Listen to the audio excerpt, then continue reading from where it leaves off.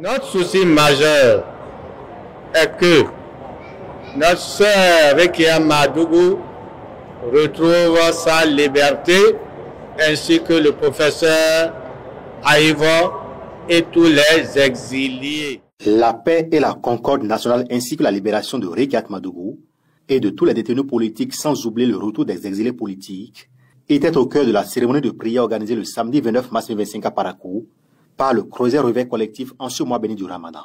L'objectif de cette rencontre spirituelle qui a rassemblé de nombreux citoyens de divers horizons et réuni une douzaine d'imams venus des mosquées centrales de Parakou et de ses environs est d'implorer Allah afin qu'il inspire les décideurs et favorise une issue pacifique aux tensions politiques qui traversent le pays.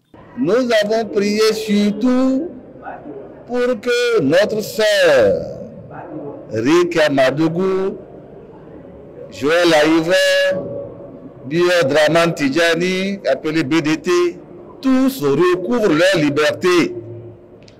Parce que c'est ensemble qu'on peut bâtir ce pays. Pour le développement de ce pays, certains ne peuvent pas être en exil, d'autres en prison, et qu'on espère un développement de ce pays. Non. Pour que le développement puisse être global, il faut la contribution de tous les fils et de toutes les filles de ce pays. C'est pourquoi, ensemble avec les imams, nous avons prié pour que le président Talon puisse avoir ce coup de cœur-là, puisse avoir le coup de cœur paternel afin de les libérer, afin de leur permettre de rentrer dans leur cher pays qui est le Bénin.